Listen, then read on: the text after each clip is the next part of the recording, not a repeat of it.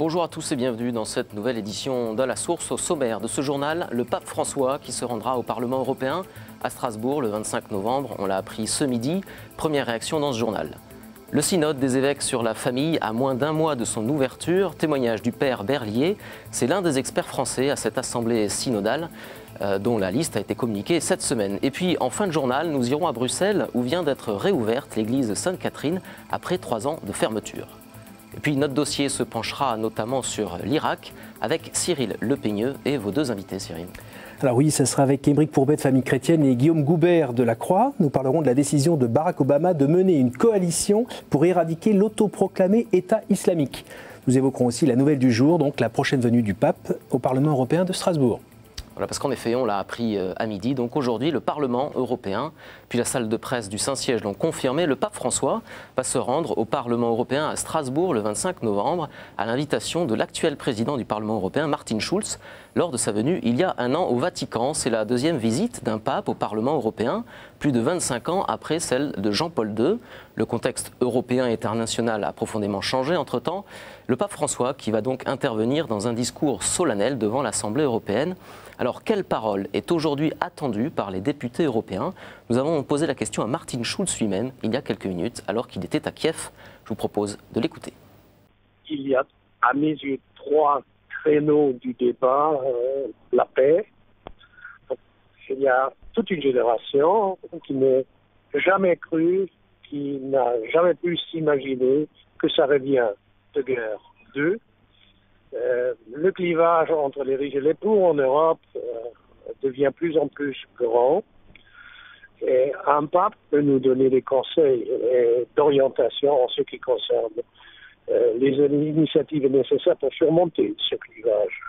Le 3e, c'est les tensions entre les différentes régions. Ce sont des confrontations culturelles et religieuses. Je crois que le pape va s'exprimer là-dessus. Le pape, ça contribue toujours à changer quelque chose. Parce que je crois, un appel du pape, là-bas, aura une résonance énorme. J'en suis convaincu. Le cardinal Marx, archevêque de Munich et président de la COMECE, la commission des épiscopats de la communauté européenne, s'est évidemment réjoui de cette nouvelle, saluant un signal fort et un encouragement du pape à la poursuite du projet d'intégration et d'unité de l'Europe. Lors de sa dernière visite au Vatican, Martin Schulz et le pape François avaient évoqué la crise en Europe, des thèmes comme la migration et le chômage. Alors quelle peut être aujourd'hui la portée d'une parole du pape François dans cette Europe en crise? La réponse de l'archevêque de Strasbourg, Monseigneur Gralet, représentant de l'épiscopat français à la COMECE. Je pense que le pape François va s'inspirer très fortement, bien sûr, des grands principes évangéliques et de ce qu'on appelle la pensée sociale de l'Église. C'est vrai que nous sommes en panne d'idéal à travers cette crise qui nous fragilise et où la tentation est le repli personnel. L'Alsace a beaucoup œuvré pour la réconciliation franco-allemande et c'est un signe très fort que je vois car il n'y a pas de construction européenne s'il n'y a pas d'abord une réconciliation entre les peuples. Et puis ce matin, le pape François a reçu Monsef Marzouki, le président tunisien, pour un entretien qui a porté en particulier sur la promotion de la paix et le rejet de tout extrémisme et de toute violence, a indiqué le Saint-Siège. C'est un rendez-vous très attendu, le synode des évêques sur la pastorale familiale qui doit se tenir à Rome du 5 au 19 octobre. Le Saint-Siège a publié les noms des 253 participants, dont 191 pères synodaux, mais aussi une soixantaine d'experts ou d'auditeurs, dont 14 couples mariés, dont un couple français. Parmi les pères synodaux français, citons notamment Monseigneur André XXIII, qui sera l'un des 3 présidents délégués du synode, et Monseigneur Pontier, président de la conférence épiscopale. En Occident, les problématiques touchant à la situation des divorcés remariés seront certainement très suivies. Un des experts français invités au synode a justement beaucoup travaillé sur cette question pastorale. C'est le père Gérard Berlier, responsable de la pastorale des divorcés remariés du diocèse de Dijon. Il répond à Charles-François Bréjon. Il y a trop de souffrances dans les familles. Et ces souffrances, le rôle de l'Église, c'est d'aider à les apaiser, de trouver le chemin des réconciliations dans les familles. Et ça, notre pierre, elle est quand même là, dans les situations de divorce et de remariage. On n'est pas dans une forme de conflit à résoudre, on est dans une forme de communion à trouver, ce qui est bien différent. Et ça se reçoit. Et en même temps, ça demande que chacun s'engage assez fort dans le dialogue, ose dire ce qu'il comprend, ce qu'il aimerait, et puisse écouter l'autre aussi, hein, décide d'écouter l'autre, et qu'après, se dessine petit à petit quelque chose qui devient un langage commun. C'est un synode universel et donc les participants représentent cette universalité que l'Église souhaite voir représentée.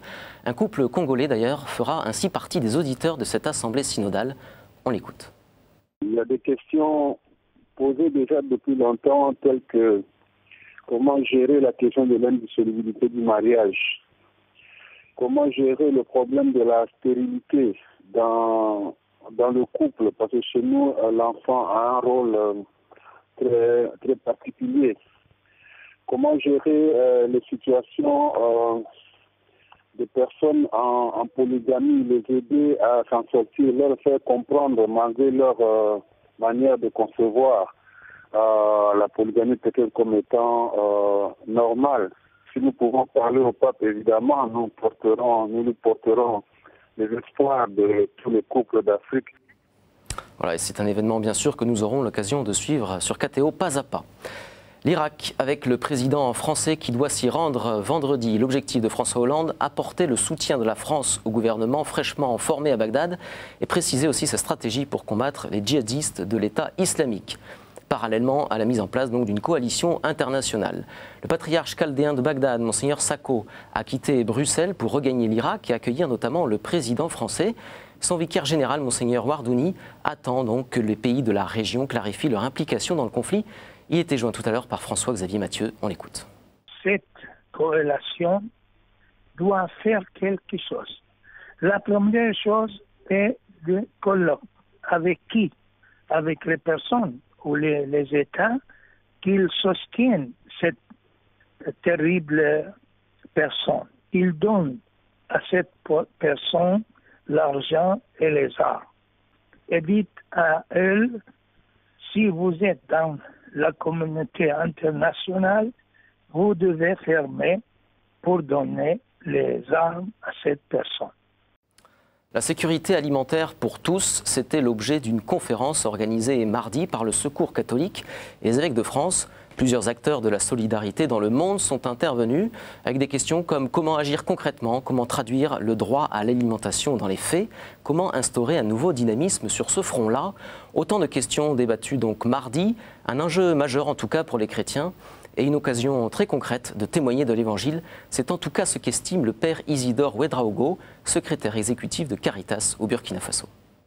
Sur le terrain, ce que nous voyons, c'est qu'il y a des personnes humaines qui n'arrivent pas à avoir accès à une nourriture. Quand vous avez un enfant qui n'a pas à manger, qui compromet en même temps son avenir, ou qui se nourrit mal, ou qui est mal nourri par sa famille, vous êtes interpellé en tant que chrétien sur votre devoir de chrétien. Alors ce travail que nous réalisons, c'est un témoignage de chrétiens pour accompagner les populations à avoir accès, donner nous-mêmes à manger aux populations du Sahel. C'est aussi un travail d'évangélisation d'abord, parce que s'engager avec les populations, témoigner d'une présence de foi est une manière de porter la bonne nouvelle. Elles avaient fait irruption à Notre-Dame de Paris, on s'en souvient, dans leur tenue provocatrice habituelle, et avaient dégradé donc des cloches de la cathédrale. C'était le 12 février 2013. 9 membres du groupe Femen étaient poursuivis pour avoir commis ces dégradations. Elles ont finalement été relaxées mercredi par le tribunal correctionnel de Paris. Le jury a estimé qu'il n'y avait pas suffisamment d'éléments pour imputer les dégradations aux dites Femen. 3 surveillants de la cathédrale ont quant à eux été condamnés à des amendes de 300 €, 500 € et 1000 € avec sursis pour des violences commises sur 3 militantes lors de leur expulsion de l'édifice. Le parquet a fait appel, ainsi que le recteur et les 3 surveillants. On vous en parlait mardi, le prêtre du diocèse d'Amiens accusé d'attouchement sexuel sur mineur était condamné mardi à 18 mois de prison ferme par le tribunal correctionnel. Le prêtre n'a pas fait appel. Autre affaire, le tribunal de police de Saint-Étienne a acquitté le père Gérard Riffard, accusé d'avoir hébergé des demandeurs d'asile dans son église contre un avis municipal dans le quartier de Montreno. Et puis un institut dans la tourmente. Un paroissien bénévole de l'Institut de théologie orthodoxe Saint-Serge est soupçonné d'avoir détourné près de 400 000 € des caisses des deux associations liées à cet institut. Un coup dur pour la communauté orthodoxe. Alors que la rentrée universitaire est prévue pour le 1er octobre, l'Institut, installé à Paris depuis 1924, accueille une centaine d'étudiants en théologie. Le père Nicolas Cernocrac est le doyen de l'Institut Saint-Serge. Moins de 2 semaines avant la reprise des cours, il fait le point sur cette affaire. Nos fonds financiers sont presque vides. Donc, nous commençons cette année avec beaucoup de difficultés financières, mais comme notre budget de l'Institut n'est pas un grand budget, nous espérons, nous comptons beaucoup sur la générosité de nos amis. Nous avons projet de faire un audit sur le système de fonctionnement de notre école, à la fois administrative, nos responsabilités académiques et d'autres. Et donc nous espérons tout doucement améliorer nos comptes. C'est un dossier qui a déjà fait couler beaucoup d'encre en Belgique. L'église Sainte-Catherine à Bruxelles, une église qui était fermée depuis 3 ans dans le cadre d'un regroupement paroissial et dans un contexte de baisse de la pratique religieuse. À l'initiative de la ville de Bruxelles, un appel à idées avait donc été lancé en vue d'un usage partagé de l'église et d'une éventuelle désacralisation, avec une question: faut-il garder un espace réservé au culte dans cette église? Oui, a répondu Monseigneur Léonard, l'archevêque de Malines-Bruxelles. Il a décidé de rouvrir l'église pour au moins une année pastorale afin d'évaluer les besoins. Depuis la fin du mois d'août, donc, une 50aine de volontaires travaillent d'arrache-pied pour préparer cette réouverture qui est prévue pour le 20 septembre prochain. Le reportage de Charles-François Bréjon. Je fais les confessions avec l'huile pour bien éclairer tout. On les appelle la tornade blanche. Rien ne leur résiste, ni la poussière, ni l'usure. Ils balaient, ils brossent, ils polissent. Les volontaires se relaient du matin au soir pour redonner toute sa splendeur à l'église Sainte-Catherine, ce qui n'est pas pour déplaire aux habitants du centre-ville de Bruxelles. Je vois qu'il y a des beaux travaux et tout, c'est agréable de revoir un lieu qui vit, quoi. Et l'église s'apprête à rouvrir pour une année expérimentale. L'expérimentation, c'est de voir, d'après ce que nous avons compris, si cette église répond vraiment encore à un besoin au niveau pastoral. Et les jeunes prêtres qui sont envoyés ici ont une année pour convaincre finalement les édiles politiques et ecclésiastiques que cette église a sa raison d'être. Ces jeunes pasteurs sont en quelque sorte des pionniers. Ordonnés cet été, ils sont les 3 premiers prêtres de la Fraternité des Saints Apôtres fondée par le père Zanotti Sorkin. On a vraiment ce désir bien que les personnes qui entreront dans cette église, finalement, y trouvent le Christ. Nous, on sera présents tous les jours avec les confrères. C'est d'ailleurs pour ça qu'on porte notre habit, notre soutane. On sera présent, je pense, dans les cafés, les restaurants alentours, avec la joie de pouvoir saluer les personnes qui vivent ici autour. Et puis, bien sûr, quand ils viendront ici, ils seront reçus, je l'espère, avec la plus grande joie et le meilleur accueil possible. Dans le quartier, beaucoup de commerces, d'écoles, de restaurants. L'église Sainte-Catherine est située dans un endroit stratégique de Bruxelles. Avant sa fermeture, quelques 400 personnes y passaient chaque jour. Voilà, puis à noter que le père Zanotti Sorkin va intégrer l'équipe pastorale de Notre-Dame-du-Lot comme chapelain à temps partiel. Et pour le reste, il mènera divers projets pastoraux. C'est la fin de ce journal. Place maintenant à la revue de presse chrétienne.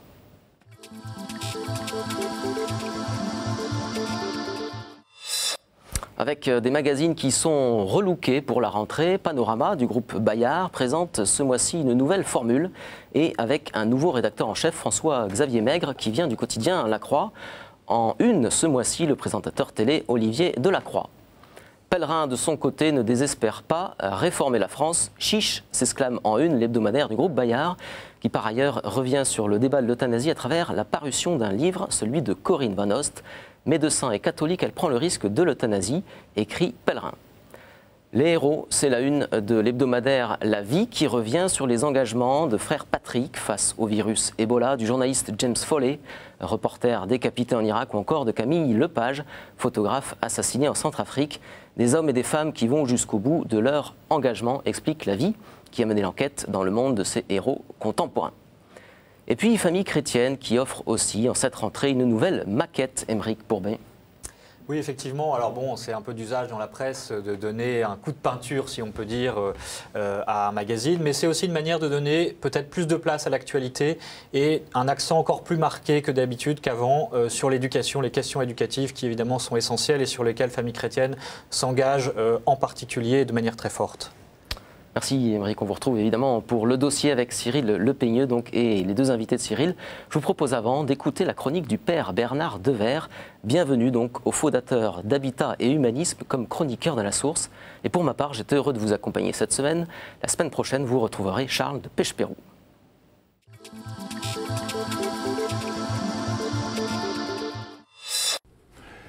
Permettez-moi d'abord de vous dire un bonjour cordial et même fraternel. Cette chronique s'intéresse en fait aujourd'hui à cette rentrée qu'on annonce bien difficile, et on voit d'ailleurs qu'elle l'est, mais la difficulté, c'est une invitation précisément à changer, à faire changer. Ne sommes-nous pas là précisément au cœur de la dimension du croire? On parle souvent en fait de crise, le mot est impropre. Finalement, s'il est retenu à la fois par commodité de langage, mais aussi peut-être par paresse intellectuelle, c'est de penser que secrètement, de cette crise, on va en sortir. Alors qu'il ne s'agit pas d'attendre une sortie, mais il s'agit bien d'entrer dans des approches nouvelles, de faire surgir de nouveaux possibles. Et dans cette perspective, alors je voudrais souligner l'urgence, précisément par rapport à la question du logement, notamment par rapport au logement de ces enfants, de ces 600 000 enfants qui sont en France en grande difficulté, un présent difficile et un avenir compromis.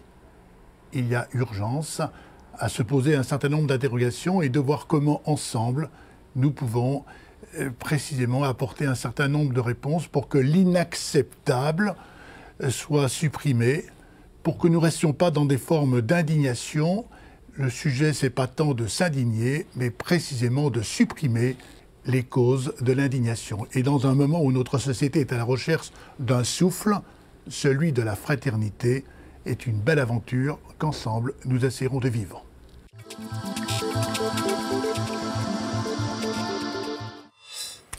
Alors bonsoir à tous. Donc pour cette rentrée 2014, votre magazine s'est dédoublé avec une version le mardi et puis une version le jeudi. Alors le jeudi, nous recevons deux confrères de la presse chrétienne, donc Émeric Pourbet, bonsoir Cyril, directeur de la rédaction de Famille Chrétienne, et Guillaume Goubert, rédacteur en chef à La Croix. Bonsoir. Alors donc comme prévu, nous allons parler de l'Irak, mais juste avant, il y a une nouvelle qui est tombée ce midi, qui est celle de la venue du pape François à Strasbourg pour parler devant le Parlement. Vous en attendez quoi ? D'abord, c'était un événement extrêmement important pour l'Europe, évidemment. Ce sera aussi parce que le Parlement européen est sur le sol français. Un petit bout de voyage en France, même si on en attendrait plus, évidemment. Peut-être qu'on ne sait pas encore si le pape ira à la cathédrale de Strasbourg qui fête ses 1000 ans. Mais en tout cas, voilà, ce que moi j'en attends, c'est que le pape puisse aussi rappeler l'Europe à la question de ses racines, de son identité, qui est évidemment fondamentale aujourd'hui. L'Europe se cherche, on le sait très bien, dans tous les domaines. Mais voilà, cet élément des racines chrétiennes, elle avait été refusée dans la précédente Constitution. Aujourd'hui, je pense qu'elle est d'autant plus d'actualité et j'espère que le pape, j'en suis même persuadé, saura rappeler les Européens, les parlementaires en premier lieu, à cette question-là. Alors le pape l'avait fait, Jean-Paul II l'avait fait dans les années 80, Benoît XVI, au discours des Bernardins en 2008, avait aussi reparlé des racines chrétiennes de l'Europe. Vous pensez aussi, Guillaume, que ça va être au centre de son discours? Ça va certainement tenir une place importante dans son discours, oui. Je pense aussi que ce voyage fait un pendant à celui de Lampedusa, le premier voyage de son pontificat, où il avait dénoncé la mondialisation de l'indifférence. Je pense que venir à Strasbourg, c'est aussi rappeler les nations européennes à leur responsabilité, aussi à leur passé, parce que ce sont des pays qui ont connu le drame de l'émigration. Les parents du cardinal Bergoglio sont venus d'Italie à cause de la misère en Italie. Donc aujourd'hui, les pays d'Europe qui sont, même si on traverse une mutation très dure, mais qui malgré tout restent un pôle de prospérité, doivent sans doute faire preuve de plus de générosité dans l'accueil des migrants. Et je pense que c'est un des points que le pape abordera au cours de ce discours. D'accord. Donc vous n'êtes pas tout à fait d'accord avec Monseigneur Gralet qui pense que ce sera plutôt un discours orienté social, frontières, accueil des migrants frontières, il en est question, au travers de la question des migrants. Je pense que c'est aussi une belle occasion pour le pape de saluer ce qu'est la construction européenne, c'est-à-dire un ensemble de nations qui ont décidé un jour d'arrêter de se faire la guerre et de construire quelque chose ensemble au moment où il y a le conflit en Ukraine, où il y a aussi tous les drames du Proche et Moyen-Orient dont on va parler. Je pense qu'on peut imaginer que le pape souligne qu'on peut faire autrement que de se massacrer mutuellement. Alors, je ne pense pas être un doux rêveur et je me demande, est-ce qu'un discours comme ça fait devant le Parlement européen, est-ce que juste un discours, fut-il du pape, ça peut changer quelque chose ?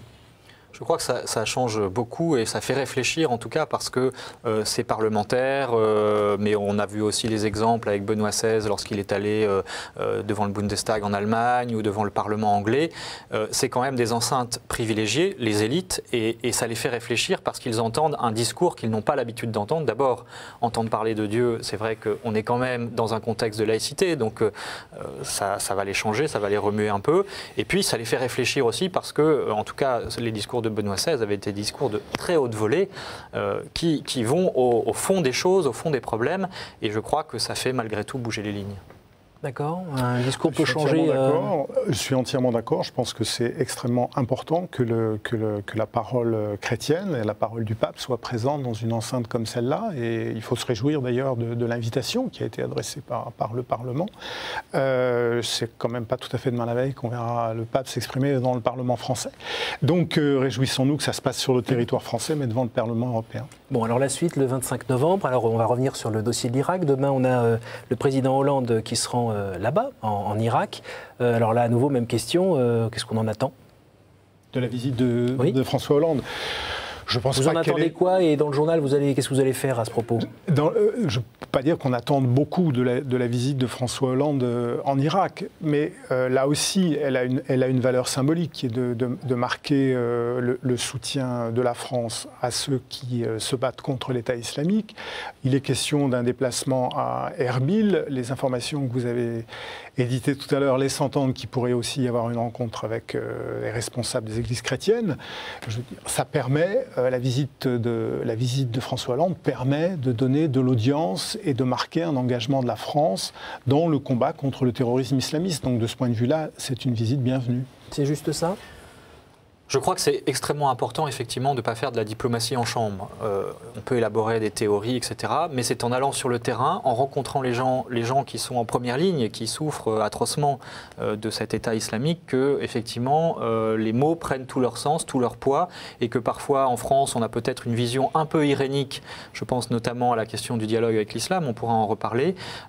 Entendre ce que les chrétiens, notamment, ont à dire, c'est ce qu'on raconte cette semaine dans Famille chrétienne, parce qu'on a donc un journaliste qui est parti et qui, en revenant, s'est dit qu'il y avait quand même un problème majeur dont on n'a pas forcément tout à fait conscience ici, vu de France. Mais à vous entendre, en fait, le côté, alors je ne vais pas dire François Hollande et Saint-Louis, mais le côté protecteur des chrétiens d'Orient, ça vient pas trop en lien avec son voyage là-bas, avec la présence de la France sur place demain.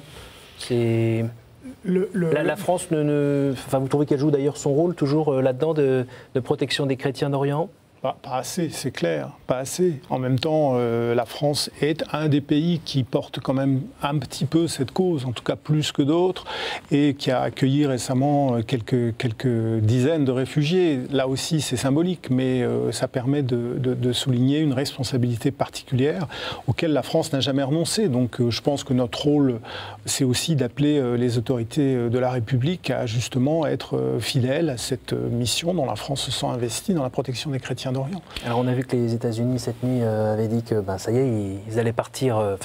Il y avait des chances pour qu'ils aillent essayer d'attraper l'État islamique autoproclamé pour essayer jusqu'au bout de lui serrer le cou et de l'anéantir.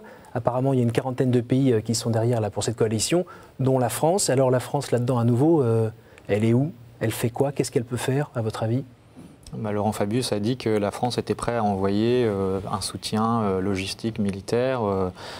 Et effectivement, ça me paraît conforme à sa longue tradition qui finalement dépasse la question des régimes politiques. C'était les rois avant, c'est les présidents. Voilà. Ça me paraît effectivement une excellente chose. Une excellente chose aussi? Oui, bien sûr, oui. On a les moyens encore d'être présents là-dedans, dans cette coalition? Et d'agir vraiment? On a les moyens d'y être présent, pas massivement, mais on a les moyens d'y être présent. C'est vrai que la France est engagée sur un autre terrain au Sahel, où elle est également présente en Centrafrique. On n'a pas beaucoup de moyens à mettre en Irak, mais le fait de pouvoir apporter un soutien aérien, on parle aussi de services de renseignement, etc. Je veux dire, il y a effectivement une quarantaine de pays. La France joue son rôle au sein de cette coalition. Et puis j'allais dire qu'on n'a pas tellement le choix en réalité, c'est-à-dire qu'il y a un certain nombre de responsables politiques qui sont allés là-bas, François Fillon, Bruno Retailleau, et puis même si on ne traite pas le problème en Irak, il va se poser chez nous. On voit bien, il y a 900 djihadistes français qui sont là-bas. C'est notre triste record. Ça sera une prochaine question qu'on aura dans un de nos dossiers, c'est de savoir pourquoi les Français forment le premier contingent de djihadistes étrangers sur place. C'est une vraie question. Et ce que je veux dire, c'est que si on ne s'occupe pas de ce qui se passe là-bas, ça va nous retomber dessus, si je puis dire, dans les frontières, à l'intérieur même de la France. Merci messieurs pour votre présence et votre contribution. Quant à nous, rendez-vous mardi prochain avec Charles de Pêche-Pérou. Et pour revoir ce programme, jetez un coup d'œil sur ktotv.com. À mardi prochain.